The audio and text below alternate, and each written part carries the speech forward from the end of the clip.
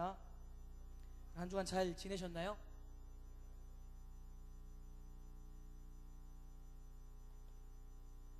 저는 지난주에 고등부 수련회를 했더랬습니다.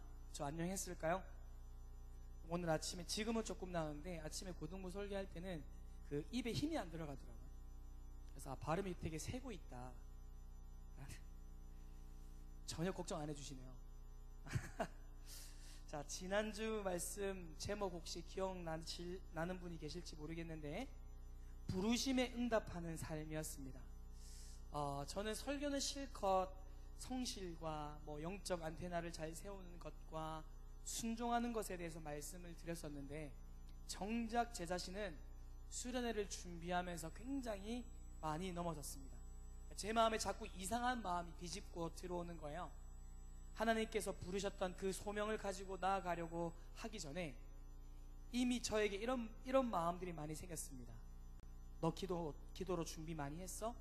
제가 이제 저녁 집회 찬양 인도도 했었는데, 사실 몇 년 전만 해도 전혀 아무런 걱정이 없었어요. 아이들하고 소통하는데 전혀 문제가 없다라고 이제 생각을 했었는데, 이제 고등부 찬양 인도를 하기 전에 나이가 아이들과 소통하기에, 내가 아이들의 그 어떤 그 잠재적인 것들을 끌어내기에 굉장히 이제 좀 지나온 건 아닌지, 또 설교 원고를 준비하면서, 여러분 고등부 예배를 한번 들어보신 분 아시겠지만 여러분들보다 더해요. 어느 정도 심각한지 아시겠죠? 고등부 애들은 정말 목석 같거든요. 이 아이들을 바라보면서 어떻게 좀 이렇게 좀 이끌어가야 할지, 무슨 말을 어떻게 전해야 될지, 하나님께서 예비하시고 준비하신 계획과 비전을 바라보고 묵상하는 것이 아니라, 그런 것이 묵상의 포인트 자체가 저의 부족함이 되었었습니다. 하나님의 그런 계획들을 바라보지 않고 저의 부족함을 바라보았을 때 저에게 뭐 나아진 것이 있었을까요? 아니었습니다. 제 부족함은 없어지지 않는 거예요. 오히려 더 많아지기만 했습니다. 대책도 없는 거죠. 계속 그러고 있다 보니까 어느새 열등감이 생기기 시작을 했습니다. 다른 사람하고 자꾸 비교를 하게 되는 거예요. 저 사람은 이래서 좋겠고 또 저 사람은 저래서 좋겠다. 저희가 이제 특강 강사를 2분을 초청을 했는데, 아주 먼 옛날 작사 작곡하신 천태용 목사님하고 저희 교회 그 김종선 목사님이라고 코스타 강사님이셔요. 그래서 이 2분을 초청을 했는데, 이분들은 이력도 화려하고, 이분은 말 잘해서 좋고, 가진 것들이 계속 이제 비교가 되더라는 거죠.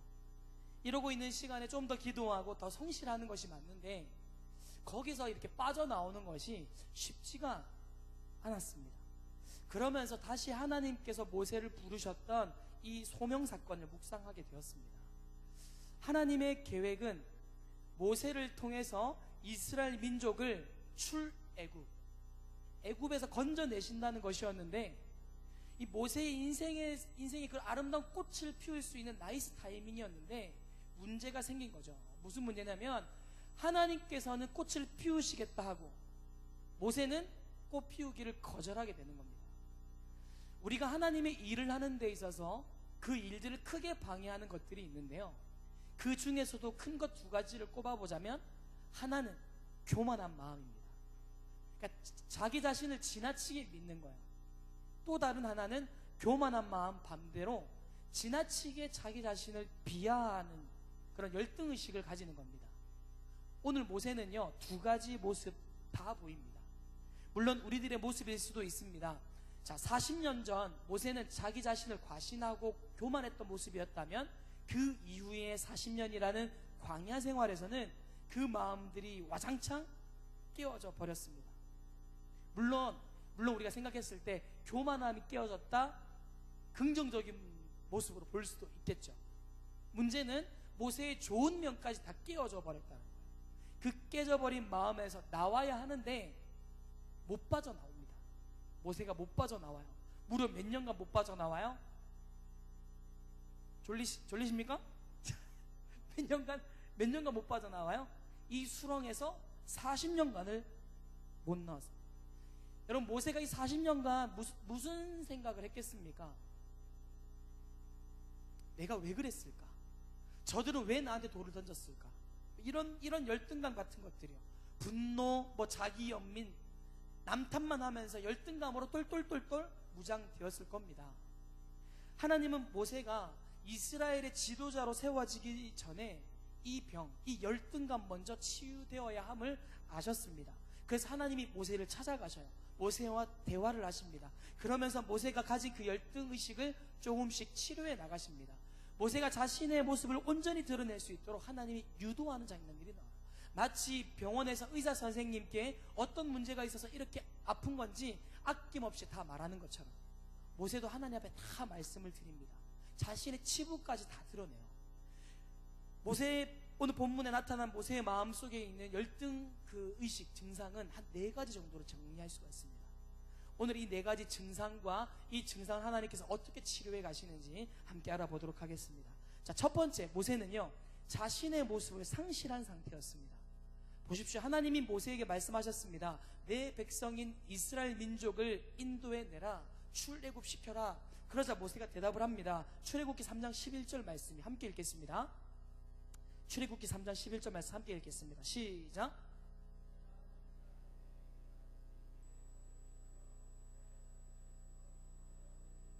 자, 뭐라고 했습니까? 하나님의 명령 앞에서 모세는 도대체 내가 누구입니까? 라는 질문으로 대답을 합니다. 사실 40년 전에 모세는 자기 자신에 대한 확신이 분명했던 사람이었다는 거예요. 애굽에서 가장 유력한 사람 중에 한 사람, 주변으로부터 인정받는 유능한 사람.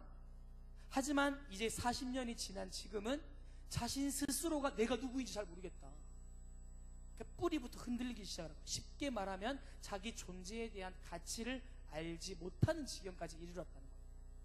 우리가 살면서 정말 우리 마음을 뒤흔드는 문제가 바로 이런 것들 아니겠습니까? 난 누구일까? 내 부모님은 누구일까?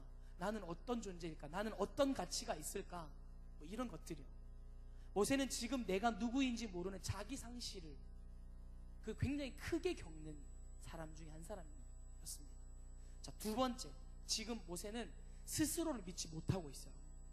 하나님께서 모세에게 그의 백성을 인도하라고 명령하셨을 때에 모세의 반응이 이것을 증명합니다. 출애굽기 4장 1절 말씀, 이것도 함께 읽겠습니다. 출애굽기 4장 1절 말씀 한 장 넘겨서 읽습니다. 시작. 모세가 대답하여 이르되 그러나 그들이 나를 믿지 아니하며 내 말을 듣지 아니하고 이르기를 여호와께서 내게 나타나지 아니하셨다 하리이다. 자, 모세의 대답입니다. 뭐라고 했습니까? 누가 내 말을 믿겠냐는 거예요. 40년 전 자기 확신에 차 있던 모세가 이제는 자기를 불신합니다. 누가 자기 이야기를 들어주고 믿어주겠냐라는 겁니다. 40년간의 광야 생활에 대한 기록이 없어요. 기록이 없어서 어떤 어려움을 경험했는지 알 수는 없지만 그 시간을 지나오면서 모세는 우울감에 굉장히 시달렸을 것으로 예상이 됩니다. 우리도 때때로 이런 상황들, 즉 버림받고 거절당하는 경험들을 합니다. 직장을 이렇게 지원을 할 때, 이력을 쓸 때도 그럴 뿐 아니라 우리가 누군가를 이성을 사랑할 때 이렇게 했을 때 거절, 이 것들을 많이 안 당해본 것처럼 나를 쳐다보는데 거절감들을 많이 당하죠. 이런 경험들은 사람들을 만날 때마다 사람들이 나를 도와줄 거라는 생각보다 도움은커녕 오히려 나에게 상처와 피해만 더 줄 것이라는 그런 피해의식을 가지고 살아가게끔 합니다. 자, 세 번째, 모세는 지금 무력감에 휩싸여 있습니다. 뭐에 쌓여 있다고요? 무력감이요. 하나님의 명령 앞에 모세의 세 번째 변명 간단합니다. 자기는 할 수 있는 능력이 없다. 자, 출애굽기 4장 10절 말씀, 이것도 함께 읽죠. 출애굽기 4장 10절 말씀 함께 읽겠습니다. 시작. 모세가 여호와께 아뢰되 오 주여, 나는 본래 말을 잘하지 못하는 자니이다. 주께서 주의 종에게 명령하신 후에도 역시 그러하니 나는 입이 뻣뻣하고, 뭐라고 했습니까? 입이 뻣뻣하대요. 혀가 둔하답니다. 말이 능치 못하고 입이 뻣뻣하고 혀가 둔한 자라고 자기 자신을 이야기합니다. 그런데 여러분, 성경을 자세히 살펴보십시오. 모세가 언어 장애자가 아니었습니다. 특별히 말을 못하는 그런 장애를 가진 사람이 아니었다고요. 더군다나 40년 전에는 더 그렇지 않았습니다. 신약에 와서 스데반이요, 모세가 40세가 되었을 때는 말을 잘하는 사람이었다 이렇게 증언합니다. 사도행전 7장 22절. 제가 읽어드릴게요. 굉장히 귀찮아 보이시는 것 같아요. 제가 읽어드리겠습니다. 잘 들으십시오.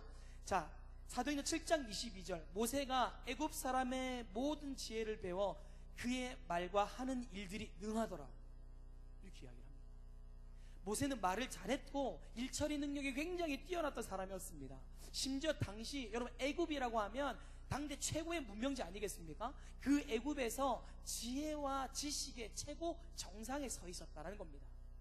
하지만 40년을 미디안 광야에서 지내는 동안 모세는 가장 밑바닥 인생이 된 거예요.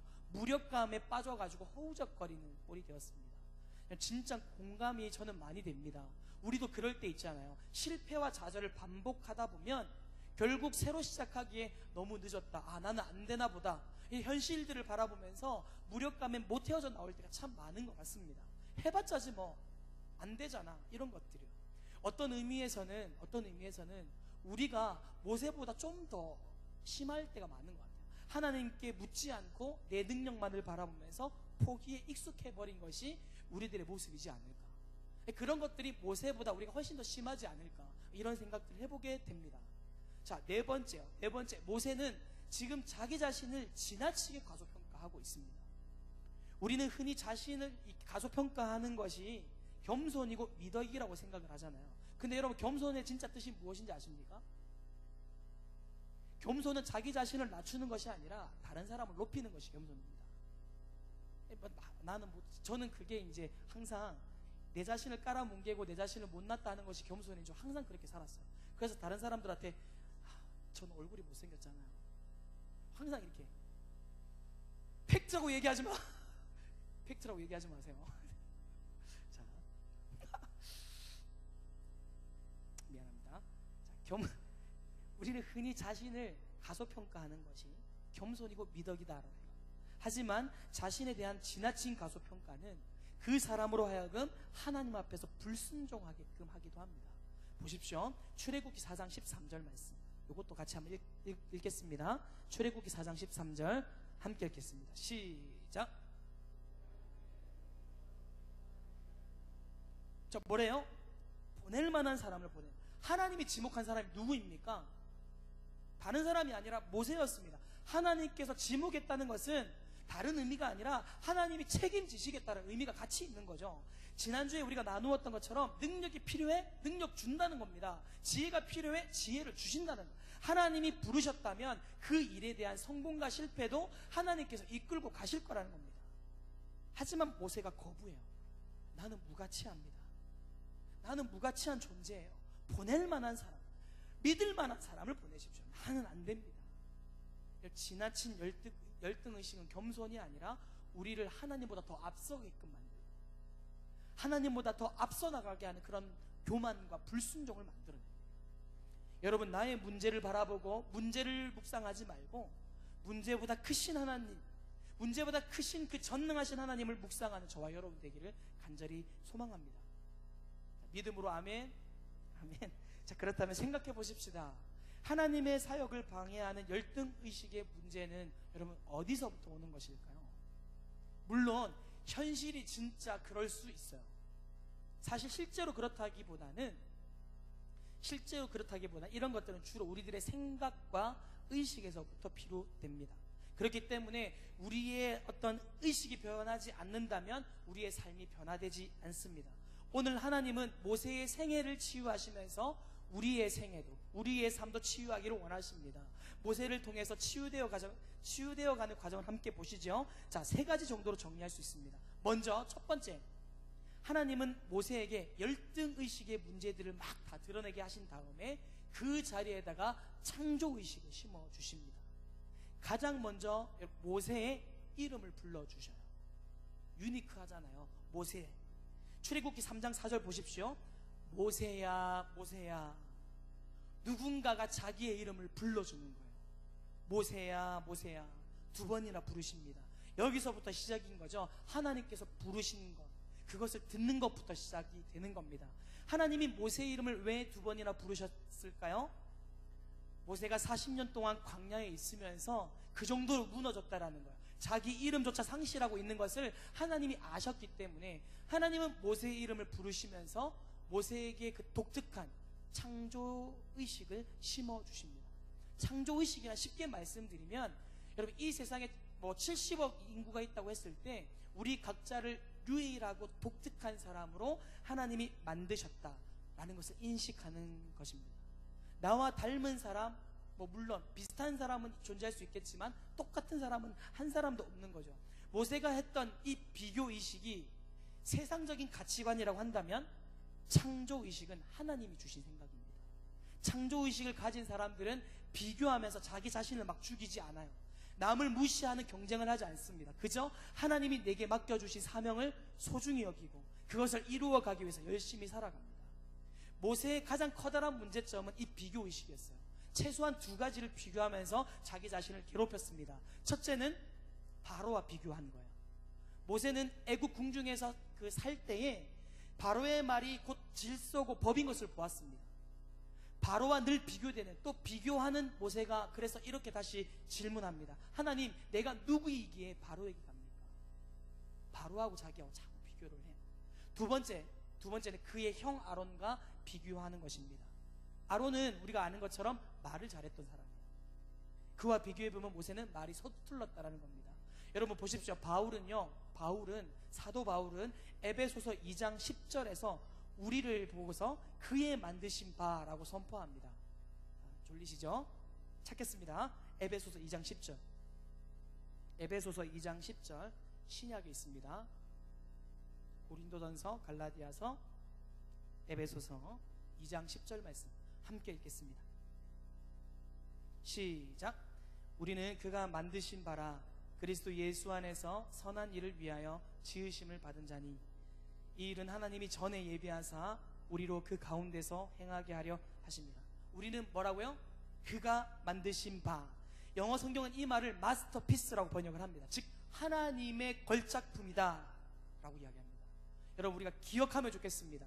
잊지 않았으면 좋겠습니다. 우리는 하나님이 만드신 최고의 걸작품입니다. 아멘.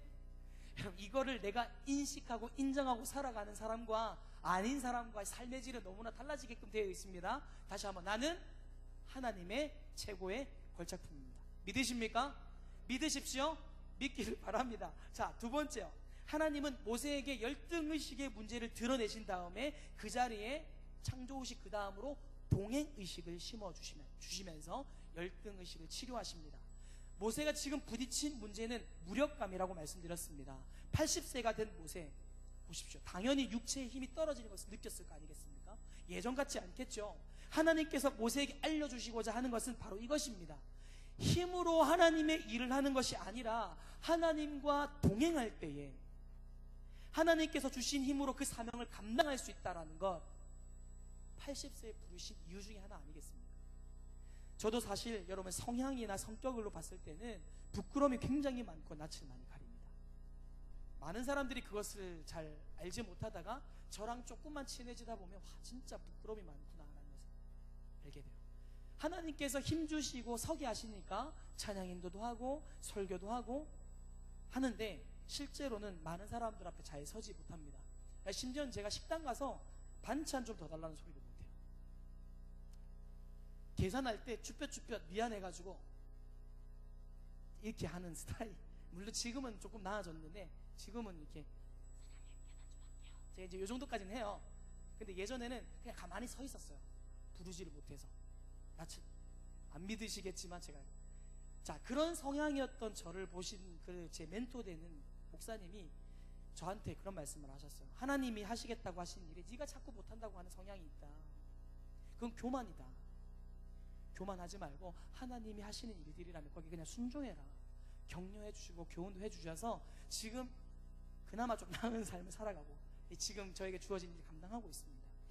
오늘 모세에게 하신 말씀이 저에게도 동일하게 은혜가 됩니다. 출애굽기 3장 1절이요. 출애굽기 3장 1절 말씀 함께 읽겠습니다. 찾으셔야 되죠? 출애굽기 3장 1절 함께 읽겠습니다. 시작. 하나님이 이르시되 내가 반드시 너와 함께 있으리라. 네가 그 백성을 애굽에서 인도하여 낸 후에 너희가 이 산에서 하나님을 섬기리니 이것이 내가 너를 보낸 증거니라. 하나님이 이르시되 뭐라고요? 내가 너와 함께 있으리라. 하나님은 모세에게 반드시 함께 하시겠다고, 반드시 함께 하시겠다고 말씀하십니다. 그리고 출애굽기 3장 14절에서 자신의 이름을 말씀하십니다. 14절 제가 읽어드릴게요. 하나님이 모세에게 이르시되 나는 스스로 있는 자이니라. 또 이르시되 너는 이스라엘 자손에게 이같이 이르기를 스스로 있는 자가 나를 너에게 보내셨다 하라. 아멘. 하나님이 자신의 이름을 나는 스스로 있는 자다 이렇게 말씀하십니다. 이 말은 하나님이 모든 것의 주인이라는 의미예요. 한 성경 주석가가 이렇게 설명을 했습니다. 나는 스스로 있는 자, I am that I am, 이렇게 이야기를 합니다. 이 말은 하나님이 우리에게 주신 백지수표다 이런 말을 해요. 즉 I am 다음에 무엇이든지 넣기만 하면 우리 앞에 그대로 등장하시는 하나님이시다라는 뜻입니다. 하나님은 모세에게 네가 무엇을 하든지 내가 너를 인도하고 네게 필요한 모든 것을 공급하겠다 이렇게 말씀하시는 겁니다. 이 하나님을 모신 모세는 기적의 인생을 살게 돼요. 여러분, 모세가 위대한 건가요? 모세가 위대해요? 아닙니다. 모세와 함께 하신 하나님이 위대하신 겁니다. 하나님께서는 모세에게 거듭거듭 동행의식을 심어주십니다. 출애굽기 4장 11절 12절 말씀, 우리 이 말씀도 함께 읽겠습니다. 출애굽기 4장 11절 12절 말씀 함께 읽겠습니다. 시작. 여호와께서 그에게 이르시되 누가 사람의 입을 지었느냐? 누가 말 못하는 자나 못 듣는 자나 눈 밝은 자나 맹인이 되게 하였느냐? 나 여호와가 아니냐? 이제 가라. 내가 내 입과 함께 있어서 할 말을 가르치리라. 나는 전능자요, 나는 창조자요, 나는 공급자요, 나는 치유자다 이렇게 말씀하십니다.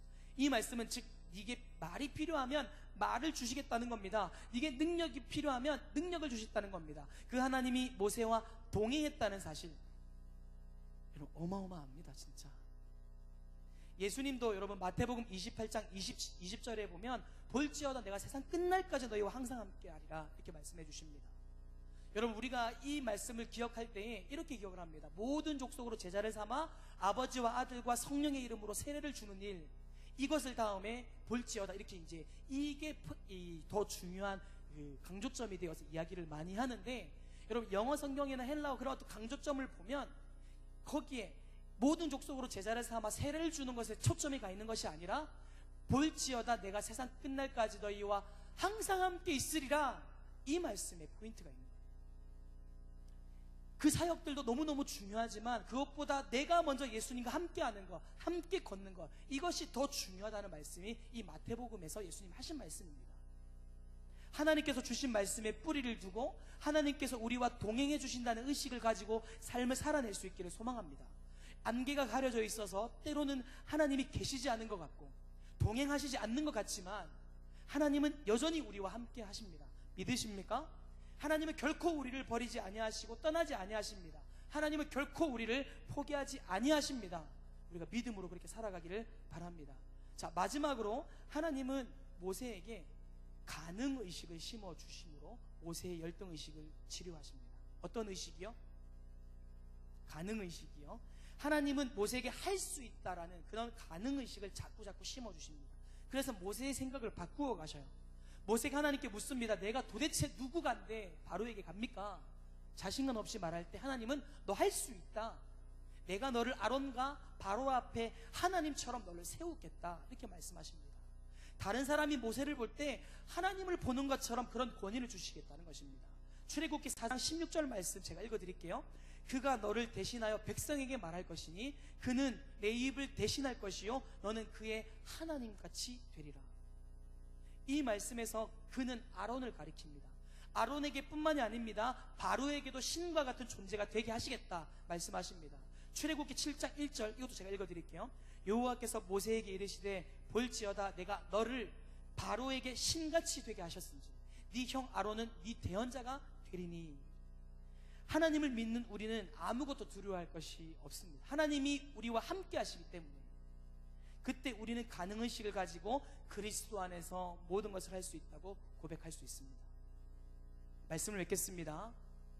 모세는 지금 자기 정체성의 혼란, 자기 자신을 믿지 못하는 자존감 상실, 그것으로 인해서 무력감 증폭, 가소평가 같은 열등의식에 사로잡혀 있습니다.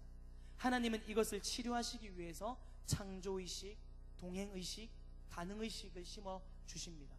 우리도 때때로 경험하게 됩니다. 열등감 같은 우리 안에 있는 그런 부정적인 모습들을 하나님이 심어주시는 그런 창조의식, 동행의식, 가능의식을 가지고 살면서 이 세상을 넉넉히 이길 수 있는 저와 여러분 되기를 소망합니다. 우리의 자아상이 중요하지만 우리의 자아상보다 더 중요한 것이 있습니다. 그것은 우리가 믿고 있는 하나님상입니다. 우리가 믿고 의지하는 하나님에 대한 지식이 우리의 자아상보다 더 중요합니다. 내가 나를 평가하는 것보다 하나님이 나를 붙드시는 것이 더 중요합니다. 여러분, A.W. 토저라는 분이 계십니다. 이분이 하나님에 대한 생각이 얼마나 중요한가를 다음과 같이 기록했습니다. 하나님을 낮게 보는 것이 수백 가지 작은 악의 근원이다.